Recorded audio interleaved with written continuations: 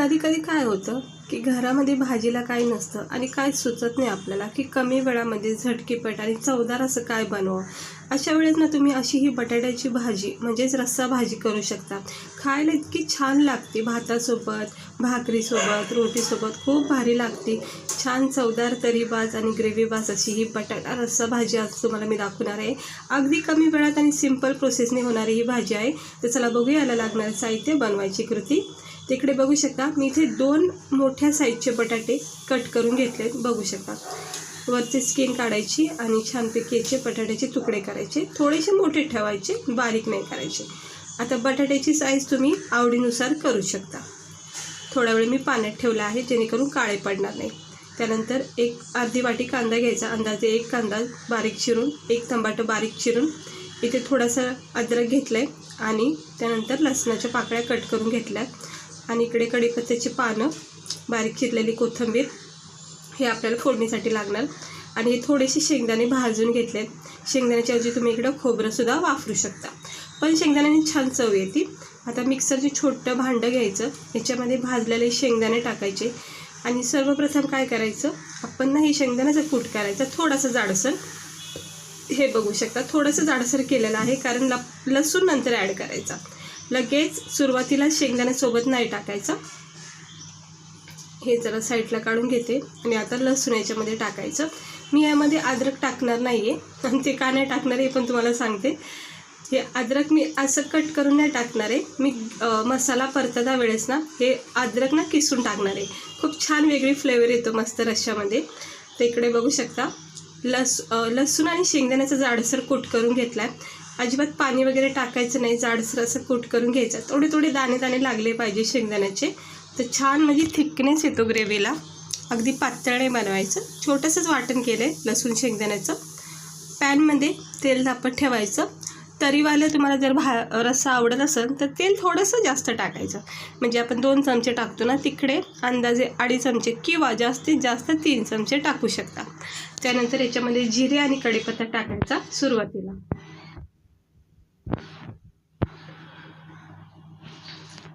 आता जिरे आणि कढीपत्ता थोडंसं तडतडून झालं की मग आपण याच्यामध्ये बारीक चिरलेला कांदा टाकून घ्यायचा आणि थोडंसं याला परतून घ्यायचं. हे असं जिरे आणि कढीपत्ता सोबत याला परतून घ्यायचं. काय होतं, कांद्याचा थोडासा कच्चापणा निघून जातो आणि सोनेरी रंग येईपर्यंत याला फ्राय करायचं. थोडासा रंग चेंज झाला की मग आपण याच्यामध्ये एक टमाटर जे आपण बारीक चिरून घेतले ना ते याच्यामध्ये टाकायचं. हे बघू शकता आता मी इथे एक टमाटर बारीक चिरून याच्यामध्ये टाकलेला आहे. आता हे सर्व पुन्हा एकदा परतून घेतलेलं आहे, बघू शकता. आता काय करायचं, थोडा वेळ याला परतून घ्यायचं. जिऱ्यासोबत कढीपत्त्यासोबत गरम तेलामध्ये कांदा टमाटर परतून घेतलं की मग आपण याच्यामध्ये थोडेसे मसाले म्हणजे आपले डेली रुटीनचे मसाले टाकायचे. तर इकडे मी 2 चमचे लाल तिखट वापरलाय, अर्धा 1 चमचा हळद टाकायची. रश्श्याच्या क्वांटिटीच्या हिसाबावर इथे मसाले वापरायचे. मला इतका जास्त नाही बनवायचा, थोडासाच बनवायचा. आणि गरम मसाला टाकलाय अर्धा 1 चमच्याच्या अंदाजाने. हळद, गरम मसाला, लाल मसाला टाकून घेतलाय. त्यानंतर आपण याच्यामध्ये टाकायचे आपण जे वाटण केले ना ते कूट टाकायचं आहे.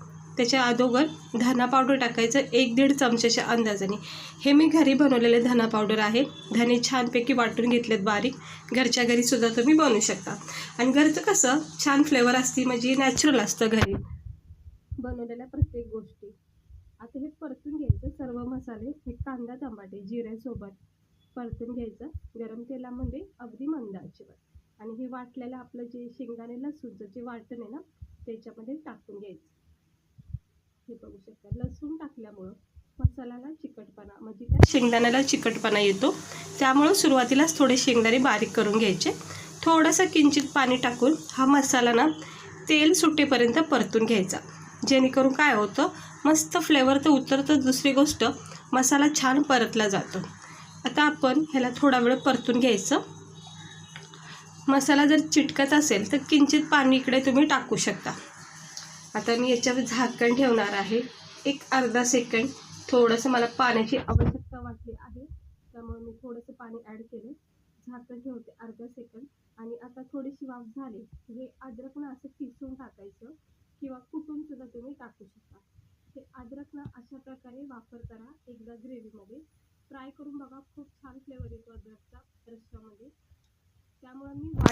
त्यावेळेस अद्रक टाकलं नाही, कारण मला हे असं टाकायचं होतं. आता हे अद्रकसोबतसुद्धा छान परतून घेते. हे अद्रक आता चारी बाजूनी मिक्स झालेलं आहे आणि त्याचा एक छान सुगंध आलेला आहे. बस आता आपण त्याच्यात झाकण ठेवायचं, 1-1.5 मिनिटाला परतून द्यायचं मंद आचेवर. हे बघा, सुंदर अशी तेलाची तरी सुटलेली आहे, म्हणजे तेल सुटले मसाल्याला, जेणेकरून आपला मसाला चांगला परतला गेलेला आहे.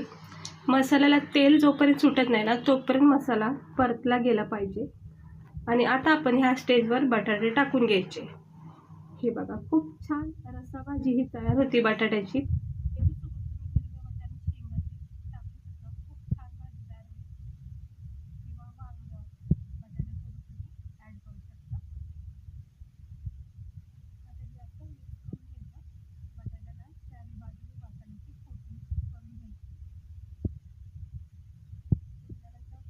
लसणासोबत इतका भारी लागतो, मस्त चव येते रश्श्याला. आता आपल्याला याच्यावर झाकण ठेवायचे, थोडा वेळ याला वाफ द्यायचे, जेणेकरून काय होतं, जे पण आपण मसाले वापरलेत ते सगळ्याचा एक चव फ्लेवर उतरली जाते वाफेवर. हे बघू शकता, तेल सुटलेलं आहे आणि मसाला थोडा परतला गेला आहे. परत एकदा बटाट्यासोबत मिक्स करून घ्यायचं आणि मग आपण याच्यामध्ये आता गरजेनुसार इकडे पाणी वापरायचं. आता बटाटे आपले कच्चे आहेत त्यामुळं पाण्याची थोडी आवश्यकता आहे. तर अंदाजे मी इथे 1 मोठा ग्लास पाणी टाकलेला आहे. हा रस्सासुद्धा कमी होत जाईल, कारण आपण बटाटे शिजवणार आहोत, तर बटाटे शिजायला पाण्याची आवश्यकता लागते, त्यामुळे हा रस्सा कमी होईल. आता मिक्स करून घेतले. फायनल प्रोसेस करूया. कोथिंबीर टाकायची. सगळ्यात महत्त्वाचा प्रोसेस म्हणजे मीठ टाकलं नाही तर आपली कुठलीही भाजी कितीही भारी असू काही चव नाही त्याला. मीठ टाकायचं राहून गेलं होतं, तर मीठ टाकून घेते. छानपैकी मिक्स करून घेतले आणि 1-2 मिनटं झाले की चेक करायचे. बघू शकता तुम्ही आपली बटाट्याची भाजी किती छान थिकनेस झालेली आहे. जो पण आपण रस्सा तयार केला आहे तो मस्तपैकी घट्ट तयार झाला आहे. आणि हे बटाटे बघू शकता. आता आपण याला कट करून बघूया. हे बघा, कट होत आहे, चांगला झालेला आहे, शिजलेला आहे.